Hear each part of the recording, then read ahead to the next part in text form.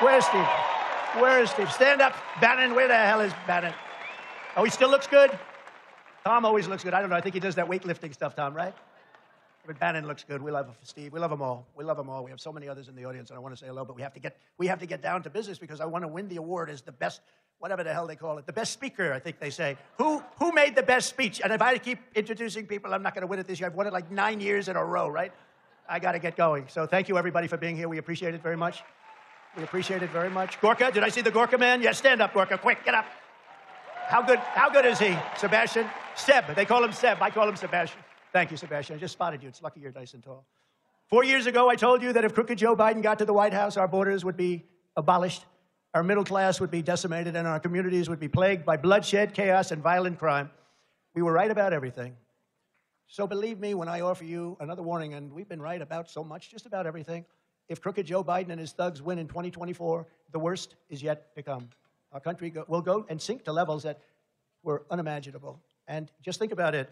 With 4 more years of Biden, the hordes of illegal aliens stampeding across our borders will exceed 40 to 50 million people. Medicare, Social Security, healthcare, and public education will buckle and collapse. It will collapse. As sure as you're sitting or standing there, it will collapse. Our economy will be starved of energy by crooked Joe's vindictive Green New Scam. It's a Green New Scam. It'll be the destruction of our country. It is indeed a scam, and most of them know it. Some of them, the fools, believe it, but most of them know it. Millions of manufacturing jobs will be choked off into extinction, and you'll have constant blockouts and blackouts and rampant inflation. Ruthless gangs will explode even more into the suburbs, and when they talk about suburban women, they're going to love me so much, they're going to say, oh, I wish we had that guy back.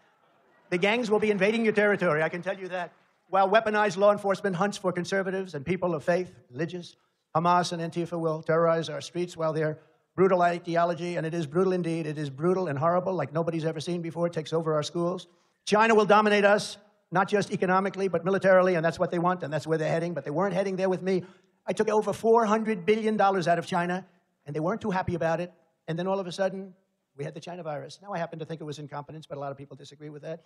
And a declining crooked Joe Biden, he's the crookedest, most incompetent president in the history of our country. We'll soon have us losing World War III. We won't even be in World War III. We'll be losing World War III with weapons the likes of which nobody has ever seen before. These are the stakes of this election. Our country is being destroyed, and the only thing standing between you and its obliteration is me. It's true. It's true. Viktor Orban is somebody I respect greatly. A lot of people respect him. Tough guy, smart guy. He made the statement recently. He said, if you bring back Trump, it'll all stop. They all listened to Trump. They respected Trump. He actually said it stronger than he said they were afraid of Trump. I don't want people to be afraid of me. But he said China was afraid, Russia was afraid. They were all afraid of Trump. Bring him back, and it'll all go back. And I will tell you, we had things at a level that nobody's ever seen before. We had no wars. We had defeated ISIS. We got rid of the worst terrorists in the world. You know that. And solely defeated. We took 100% of ISIS gone. And then we had no wars. For 4 years, we had no wars. First time in 72 years that happened. No wars. Hillary Clinton, during one of our debates, if you remember that, she said, look at him, listen to him, he's going to cause wars, we'll be in wars. No. It turned out that I was able to stop wars from happening and brought our troops back home.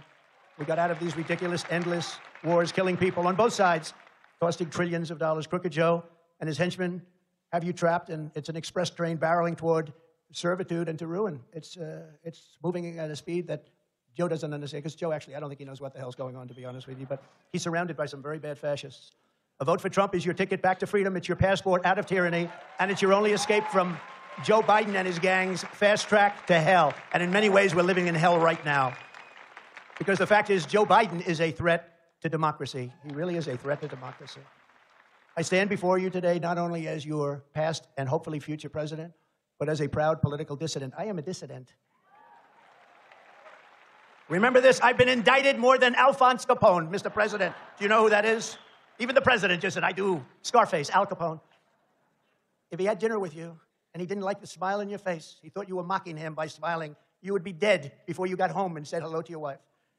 And Alphonse Capone, I got indicted 4 times by this gang of thugs for nothing. Or, as I say respectfully to the people from foreign countries, for bullshit.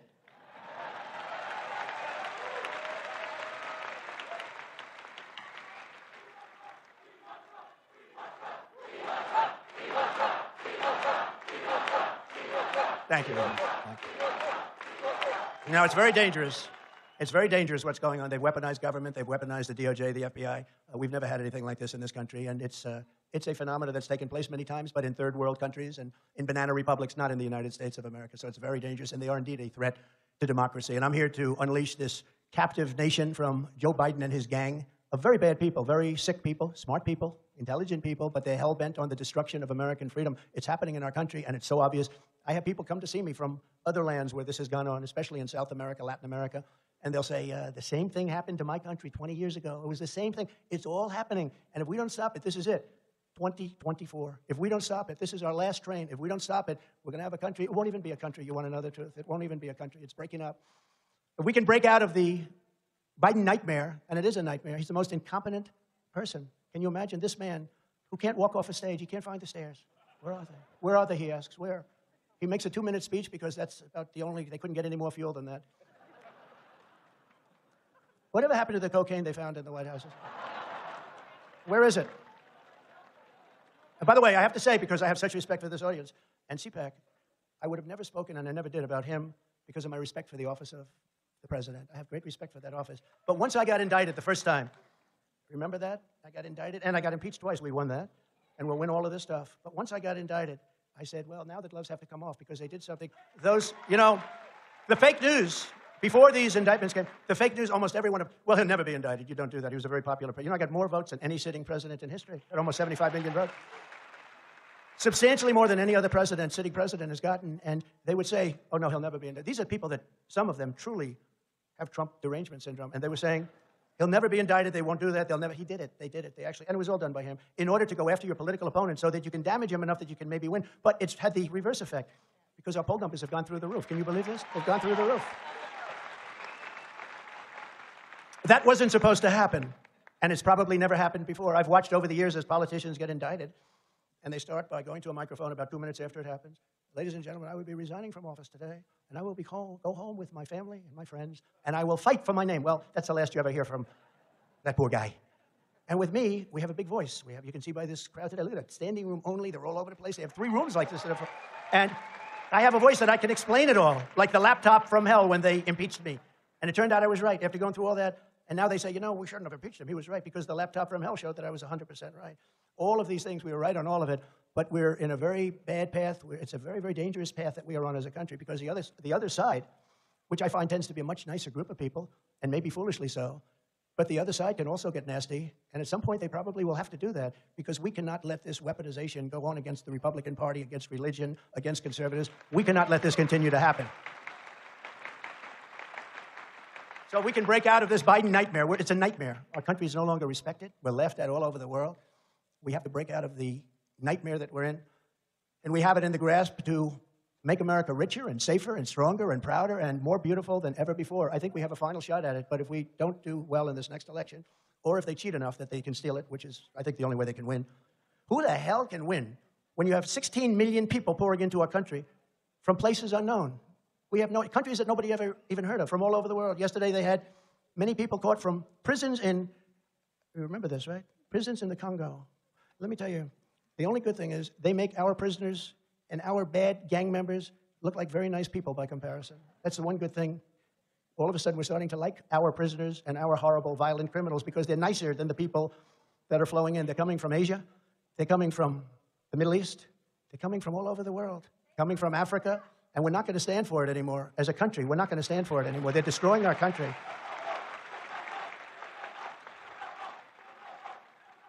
And we built 5, think of it. We had the safest border 3 years ago. We had the safest border in the history of our country. Now we have the worst border in the history of the world. There's never been a country ever. Third world countries, they've never been like this. They would have fought with sticks and stones. They didn't need rifles. We have the best in the world, but we let everyone, because we're fools. Either they want to destroy our country or they're stupid. And I don't think they're stupid because anybody that can cheat on elections like they do is not stupid. That means they want to destroy our country. But who can win an election when you have that? Who can win an election when you have high interest rates, you can't buy a home, when you have bad education, where everything's woke? We did things that nobody can imagine. So many things. 1,000 elements we did. We have a book, the 1,000 things. We did things that nobody could even imagine. And then all of a sudden, something very bad happened. Israel would have never happened. The attack on Israel would have never happened. Remember, Iran was broke. They were broke. Ukraine would have never happened. I talked to Putin a lot. I got along with him well. Although he did announce the other day that he'd much rather see Biden as president. And I agree with him. I agree, because, you know, I ended Nord Stream, right? I ended Nord Stream. Nobody ever heard of Nord Stream 2. That's the biggest pipeline in the world going into Germany. What's that all about? We defend Germany and Europe, and then they go and pay billions of dollars to the people that we're defending them against. How do you figure that one, right? And I stopped it. It was over. And then Biden comes in, and within 3 days, he approves Nord Stream. But he kills Keystone Pipeline, right? He kills Keystone. He approves the Russian pipeline, the biggest in the world. Billions and billions of dollars a month come flowing in. But he ends the Keystone XL pipeline. And then they say, Trump is too nice to Russia. I'm nice. I'm the one that gave him the 100 javelins, the thousands of javelins that knocked out the tanks, but they knocked out 100 tanks in the first 2 days with javelins that I gave. Remember, they said Obama gave pillows and Trump gave javelins. And then they say, oh, Trump was so nice to Russia. No. Putin would say, if you're being nice, I hate like hell to think of what you'd be if you were not nice. But we were tough, and we were smart, and we were right. We were right just on everything. We were right. And what they've done is unthinkable. What they did with the border, allowing these people to flow in, is unbelievable. But to achieve a great future, we first have to throw off the chains of our out-of-control political class, and that begins with telling crooked Joe Biden, you remember The Apprentice? Crooked Joe Biden, you're fired. Get out of here. Get the hell. You're destroying our country. You're fired, Biden. Get the hell out of here. Right? Get the hell out of here. This guy, he goes after his political opponents. Let's go after them. See if you can indict him so that maybe we can win. A little bit of a backlash when the numbers go up. But anybody that does that and all these other things they've done, they're destroying our country. We're not respected anywhere anymore. We're laughed at. We've become a joke as a country. For years, you've watched as the entire Washington cesspool has been feeding on the wealth and hopes and dreams of hardworking Americans, really hardworking Americans. They've feasted on the profits of job-killing trade deals. They've gorged themselves on the spoils of endless wars. And now what they crave, they want it so badly, is permanent political power and dominance for whatever reason. They're sickos, that's why. In 2016, we gave these corrupt insiders their chance to change, and with Biden, they answered with hoaxes and witch hunts, censorship, lockdowns, and with total repression. 8 years later, the swamp has rejected your righteous pleas to reform, and we have to do this, and we're going to reform, and we're going to have freedom again. We're going to have freedom again. We do not have freedom, and we have the most corrupt press anywhere. These people are corrupt.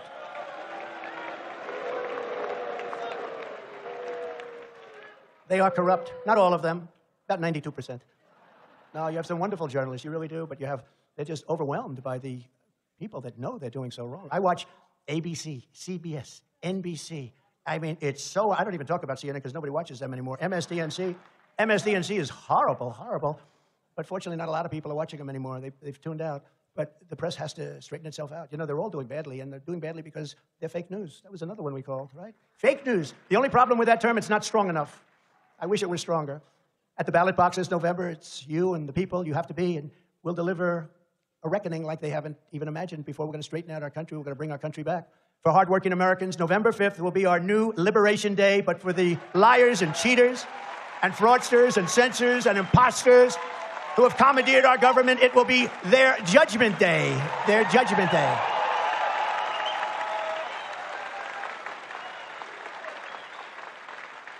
When we win, the curtain closes on their corrupt reign and the sun rises on a bright new future for America. That's what we have to have. I believe it's our last chance. You know, I used to say how important in 2016, that you got to do it, it's the most important election. I meant it, but that was nothing compared to where we are now. We had a big border problem, and I solved it. So much so that in 2020, I couldn't even mention it. I'd say, let's talk about the border. Sir, you've solved that problem. You don't have a border. I don't care. I want to talk about the border. Talk about the border. Everybody would sit there. They wouldn't even say anything because we had no problem. I solved it. But who would have thought that now we have a border problem that's 20 times worse than what we had in 2016? 20 times. And we'll solve that one, too. But it's going to have to be very strong action, and it's going to have to happen fast before our country is just totally overwhelmed. Your victory will be our ultimate vindication. Your liberty will be our ultimate reward. And the unprecedented success of the United States of America will be my ultimate and absolute revenge. That's what I want. Success will be our revenge.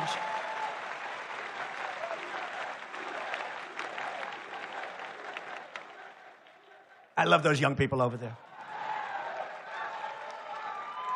But have you seen, the closer we get to this magnificent liberation of our country, the more desperate the Biden regime's evil persecution against us has become. They become more and more violent. The Stalinist show trials being carried out at the Joe Biden orders set fire not only to our system of government, but to hundreds of years of Western legal tradition. You see what's happening. They've replaced law, precedent, and due process with a rabid mob of radical left Democrat partisans masquerading as judges and juries and prosecutors and executioners. That's what they are. I've gone through trials. The level of hatred from these judges. There's no way you get fair trials. The level of hatred from prosecutors, when they know you've done nothing wrong, it's sick. These are sick people. The only crime I've ever committed is defending America and those who want to destroy it. I will fight those who want to destroy it. And they're very angry at me because I won an election that wasn't supposed to happen, and they were caught off guard. And they said, we'll never let that happen again. And in 2020, they cheated like dogs, and we all know it. We all know it. For that and that alone, Biden and his deranged prosecutors, attorney generals, local district attorneys are trying to take away my liberty. They're trying to take it away. They're trying to steal my liberty. If there's any shred of justice left, they will fail, and we will win. And so far, we're doing very nicely. Thank you. But I would rather lose my freedom than surrender to this group of thugs and tyrants, and fascists, scoundrels, and rogues.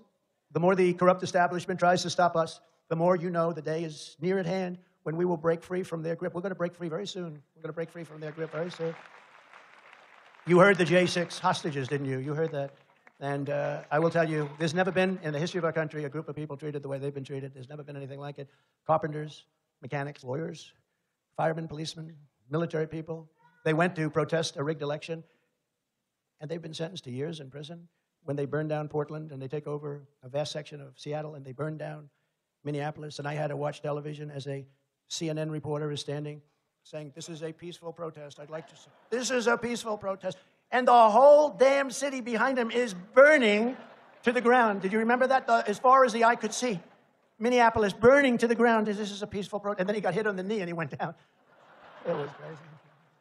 No, it's crazy what's going on. And I tell you what, if I didn't bring in the National Guard, because the governor didn't want to do it, they'd never want to do it. If I didn't bring in the National Guard, I wish I didn't wait 6 days, but if I didn't bring in the National Guard, you wouldn't even have a city there. You wouldn't even have, that city was going down. They'll only motivate us more to make America great again. We have to make America great again. That's our mission. People say, what is your mission, sir? I remember when Ted Kennedy, he was actually a friend of mine, slightly different viewpoint on life, but he was a friend. But they asked him a question. It took him down. What plans do you have for America? Why are you running? And somehow, that's a much harder question than you think because, you're answering all the little details. Then they ask, what are your plans for America? It took him down. Actually took him down. I just say, my plans are very simple. Make America great again. That's all I say. Make America great again. Very simple.